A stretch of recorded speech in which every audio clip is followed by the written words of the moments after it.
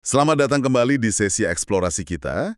Hari ini nih kita mau gali lebih dalam materi yang sudah Anda bagikan, yaitu kutipan dari buku Report, Read People, Lead Q, yang ditulis Emily dan Lawrence Ellison. Oke, mari kita bedah sama-sama ya. Fokus kita kali ini ada di bab 3. Ini ngebahas soal fondasi pilar-pilar utama lah buat membangun hubungan baik atau yang sering kita sebut rapport. Sumbernya ini menarik banget menurut saya. Karena penulisnya ini kan dua psikolog forensik, pengalamannya udah banyak banget. Jadi kita bisa dapat sudut pandang yang unik gitu ya, soal bangun koneksi. Bahkan di situasi yang paling sulit sekalipun. Nah, misi kita bareng-barang di sini, coba pahami 4 pilar inti yang mereka sebut sebagai prinsip HEAR. H-E-A-R. Honesty, empathy, autonomy, sama reflection. Kejujuran, empati, otonomi, dan refleksi. Kita lihat gimana Anda bisa pakai ini buat, ya, ningkatin komunikasi lah dalam hidup Anda. Mungkin Anda mikir, masa sih bangun hubungan baik gitu bisa dipelajarin? Tapi menurut penulisnya, jawabannya jelas banget, bisa. Nah, mari kita lihat gimana caranya. Jadi, kerangka HEAR ini, HR, itu inti dari bab 3. Kejujuran, empati, otonomi, refleksi. Ini kayak fondasinya gitu ya, buat interaksi yang positif dan produktif. Nggak peduli situasinya lagi canggung atau bahkan berseberangan. Penulisnya juga ngasih saran menarik nih. Sambil kita bahas ini, coba deh Anda pikirin 2 hubungan dalam hidup Anda. Satu yang oke banget, kuat, positif. Satu lagi mungkin yang, ya, agak bermasalah gitu. Coba ingat-ingat contoh spesifiknya ya. Ini bakal bantu banget pas kita kupas satu-satu pilarnya nanti. Iya, dan yang menarik itu, kenapa sih prinsip HEAR ini dianggap fundamental banget? Penulisnya punya argumen kuat kalau ini penting, krusial, bahkan buat interaksi yang cuma sebentar gitu. Sama orang yang mungkin kita nggak suka atau kurang kita hormati. Coba bayangin aja pas Anda berurusan sama petugas birokrasi yang kaku banget misalnya, atau bahkan orang asing yang nyerobot antrian parkir Anda. Ngapain coba repot-repot pakai HEAR ke mereka? Kan gitu ya kadang mikirnya. Nah, kuncinya itu ada di konsep yang mereka sebut bertahan di landasan komunikasi yang tinggi. Communication high ground. Ini bukan soal orang lain itu pantas atau nggak pantas diperlakukan baik, tapi ini soal menjaga integritas Anda sendiri. Ada analogi bagus banget di buku ini. Misalnya pas mereka wawancara pelaku kejahatan yang, ya ampun, keji banget lah. Mereka memperlakukan si pelaku ini dengan HEAR, itu bukan karena dia layak dapat itu. Tapi karena kalau pakai tipu daya, menghakimi, maksa, atau malah cuek, itu justru akan merendahkan diri kita sendiri. Gitu loh. Jadi ini mencegah kita jadi kelihatan kayak bully, atau orang yang kasar, atau menggurui. Intinya, kita jaga standar perilaku kita sendiri. Itu poin pentingnya. Oke, menarik. Mari kita mulai deh dari pilar yang pertama, honesty atau kejujuran. Buku ini jelasin kalau ini tuh lebih dari sekedar ya nggak bohong gitu aja, tapi lebih ke jadi otentik, nyampein pesan secara langsung, tapi tetap terkontrol. Jadi bukan jujur yang ceplos-ceplos tanpa mikir juga ya, ada kontrolnya. Kenapa penting? Karena kejujuran ini bantu kita hindarin jebakan tipu daya atau manipulasi. Mungkin kelihatannya efektif ya buat jangka pendek, tapi wah, jangka panjangnya bisa ngerusak kepercayaan banget. Buku ini kan ngasih referensi juga ya ke bab 2. Ada contoh kasus Colin Stack di Inggris, itu loh gimana kebohongan polisi pas interogasi dampaknya tragis. Atau skandal perbankan Wells Fargo yang diam-diam bikin akun palsu itu. Reputasi puluhan tahun hancur cuma gara-gara ngejar target jangka pendek. Nah, contoh praktisnya gimana nih? Misal, ada rekan kerja, sebut aja namanya Keith ya. Pas presentasi tim, dia ngambil kredit buat ide yang sebenarnya Anda udah pernah share ke dia sebelumnya. Gimana tuh? Reaksi umum yang mungkin kurang bagus ya. Bisa jadi nyindir pasif-agresif gitu. Wah, idenya kok mirip banget ya sama yang saya bilang kemarin. Atau malah konfrontasi emosional, marah-marah. Atau diam aja, tapi nyimpen dongkol. Pendekatan HR, khususnya kejujuran, nyaraninnya komunikasi langsung tapi tenang. Misalnya nih, samperin si Keith habis presentasi, bilang, "Keith, bisa ngobrol bentar? Saya perhatiin tadi pas presentasi, ide yang kita diskusiin Senin lalu, itu kok kamu sampein seolah-olah murni idemu ya? Saya ngerasa kontribusi saya nggak disebut, dan saya pengen ini diklarifikasi deh." Fokusnya ke pengakuan, ke solusi, bukan nyerang personal. Tapi ya, kedengerannya ideal banget ya. Emang segampang itu prakteknya? Apa sih tantangan terbesarnya biasanya? Nah, itu dia, tepat sekali. Tantangan terbesar kejujuran, seperti yang buku ini soroti juga, seringkali bukan niatnya. Kita kan niatnya baik ya, mau jujur. Tapi lebih ke kemampuan kita ngelola emosi. Baik pas nyampein maupun pas nerima pesan yang sulit. Reaksi alami kita kan kalau ngerasa diserang atau dikritik ya langsung defensif. Atau malah balas nyerang. Butuh kesadaran diri sama latihan yang ya lumayan lah buat bisa tetap tenang, fokus ke inti pesannya, dan nggak kepancing emosi sesaat. Dan aspek penting lainnya nih, kejujuran itu kan pondasi utama kepercayaan ya. Sekali aja kepercayaan itu retak gara-gara nggak jujur atau manipulasi, wah susah banget buat nyambungin lagi, susah buat benerinnya. Kejujuran, meskipun kadang rasanya nggak nyaman ya di awal, justru malah buka jalan buat nyelesain masalah secara terbuka. Sebelum masalahnya jadi makin gede, jadi konflik yang lebih dalam, dan ngerusak hubungan. Oke, masuk akal. Lanjut ya, pilar kedua, empati atau empati. Nah, ini sering disalahartikan nih. Sering dianggap cuma sekedar ikut ngerasain doang. Padahal buku ini ngurainya jadi beberapa tingkatan. Menarik banget buat dipahami. Tingkat 1 itu disebut relate, menghubungkan gitu ya. Ini yang paling dasar. Kayak bilang, oh iya saya tahu rasanya, saya pernah ngalamin kok. Misalnya, Anda sama teman kerja sama-sama capek banget habis lembur seharian. Anda bisa relate sama perasaannya. Terus, tingkat 2 itu understand frame of mind, memahami kerangka pikir. Ini udah naik level nih. Maksudnya, saya bisa bayangin deh gimana rasanya situasi ini buat Anda. Jadi kita berusaha memahami sudut pandang unik orang lain meskipun pengalaman kita mungkin beda. Contohnya, ya coba pahami kenapa pasangan Anda stres banget ngadepin rutinitas pagi, padahal rutinitas Anda beda banget gitu. Kita coba bayangin dari kacamata dia. Dan tingkat 3, ini yang paling dalam. Understand core values, memahami nilai inti. Ini pertanyaannya lebih ke, kenapa ya Anda bertindak atau merasa kayak gitu, berdasarkan nilai-nilai dan keyakinan Anda. Nah, di sini kita benar-benar coba pahami motivasi seseorang dari sudut pandang mereka, bukan dari kacamata nilai-nilai kita sendiri. Nah, di sini nih jadi sangat menarik. Ada contoh yang menurut saya nyentuh banget dari buku ini. Pas penulisnya, Emily, coba memahami ibunya yang nolak pakai kursi roda. Ternyata tuh bukan cuma soal fisik doang, tapi ini nyangkut soal identitas si ibu. Ketakutannya, kehilangan kemandirian, itu nilai inti yang penting banget buat beliau. Percakapan yang jujur, meskipun awalnya mungkin nyakitin ya, "Mom, you are disabled," kata Emily. Akhirnya malah ngebuka pemahaman. Kenapa penolakan itu begitu kuat? Itu dilihat dari sudut pandang nilai inti si ibu. Contoh lain lagi, misalnya pas ngadepin remaja yang lagi murung atau susah diajak ngomong. Daripada kita langsung nebak-nebak, pasti gara-gara pacar nih atau nilainya turun ya, yang seringnya malah kayak main pingpong asumsi gitu kan. Buku ini nyaranin kita coba pahami mengapa mereka begitu, dari perspektif mereka. Nilai apa sih yang lagi terusik buat mereka? Tekanan apa yang mereka rasain?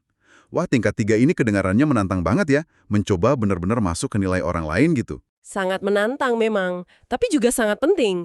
Ada penegasan kunci nih dari buku ini. Empati itu upaya memahami secara objektif. Bukan berarti kita setuju atau membenarkan tindakan orang itu. Sama sekali bukan. Penulisnya pakai istilah non-judgmental. Nggak menghakimi, sama non-kolusif. Nggak ikut-ikutan membenarkan. Anda bisa aja berempati untuk memahami mengapa seorang teroris misalnya berpikir seperti itu, berdasarkan latar belakang dan keyakinannya. Tapi itu sama sekali bukan berarti Anda membenarkan tindakannya. Ini pemisahan yang krusial banget. Kalau kita lihat gambaran besarnya ya, kemampuan berempati di tingkat 3 ini yang memahami nilai inti, itu kunci buat ngebuka motivasi sebenarnya di balik perilaku seseorang. Ini berharga banget dalam situasi apapun, mulai dari negosiasi bisnis, nyelesain konflik keluarga, sampai bangun pertemanan yang lebih dalam. Memahami mengapanya seseorang itu ngasih kita kemampuan buat merespon jauh lebih efektif. Jauh lebih baik daripada sekedar bereaksi sama perilakunya di permukaan aja. Oke, lanjut lagi yuk. Pilar ketiga, otonomi atau otonomi. Konsepnya sih sederhana ya, tapi dampaknya luar biasa. Intinya, orang tuh nggak suka diperintah. Kita semua punya dorongan kuat buat ngerasa megang kendali atas hidup kita sendiri. Jadi, menghargai otonomi itu artinya ngasih orang lain ruang dan pilihan. Pilihan untuk setuju atau kerjasama, bukan maksa mereka. Contoh yang kuat banget di buku ini, kisah interogasi Kolonel Russell Williams. Dia kan perwira militer senior, tapi ternyata pembunuh berantai. Nah, detektif yang interogasi dia, Jim Smythe, itu nyajin bukti-bukti dengan tenang, faktual, tapi dia nggak pernah maksa Williams buat ngaku. Si Smythe ini konsisten ngasih Williams pilihan, ngasih ruang buat dia mutusin sendiri. Pertanyaan kuncinya tuh diulang-ulang. Jadi Russell, apakah kita akan bicara tentang ini? Dia nawarin pilihan, bukan ngasih tekanan. Dan akhirnya, Williams memilih untuk mengaku. Contoh lain yang lebih ringan deh, studi perilaku hewan nunjukin kalau simpanse itu lebih happy kalau punya pilihan. Kapan mau masuk, kapan mau keluar kandang, gitu. Atau dalam konteks kesehatan nih, dokter yang coba bantu pasien diabetes tipe 2. Nasihat langsung kayak, Anda harus kurangi gula. Itu seringkali mental, nggak didengerin. Pendekatan otonomi lebih efektif. Coba gali dulu apa sih yang penting buat pasien ini. Saya khawatir nanti nggak bisa main bola lagi sama cucu. Terus hubungkan perubahan perilaku sama nilai itu. Gimana kalau kita coba perbaiki pola makan supaya Anda bisa tetap aktif main sama cucu? Motivasi dari dalam itu jauh lebih kuat daripada paksaan dari luar. Buku ini juga nyinggung konsep reactance dari psikolog Jack Bram. Itu loh, makin kita dilarang, jangan buka kotak itu, malah makin pengen ngelakuin. Tekanan itu seringnya malah mancing perlawanan balik. Ini penting juga buat lansia di panti jompo. Ngasih mereka pilihan sederhana aja dalam rutinitas harian. Kayak kapan mau mandi, mau makan apa, mau ikut aktivitas mana. Itu ternyata dampaknya besar banget buat kesejahteraan mereka. Sesuatu yang sering kelewat sama jadwal institusi yang kaku. Jadi intinya, kasih pilihan, hindari maksa, bantu orang yakinin dirinya sendiri. Nah, ini munculin pertanyaan praktis yang penting ya.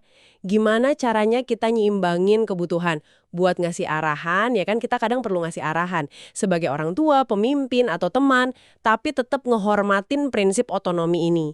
Kuncinya seringkali ada di bagaimana kita berkomunikasi. Bukan cuma apa yang disampaikan, tapi lebih ke caranya. Jelasin alasan di balik permintaan atau aturan, nawarin pilihan dalam batasan yang ada, terus ngelibatin orang lain dalam proses pengambilan keputusan sejauh mungkin. Nah, itu bisa jadi jembatannya. Konsep reactance itu sendiri menarik banget sih.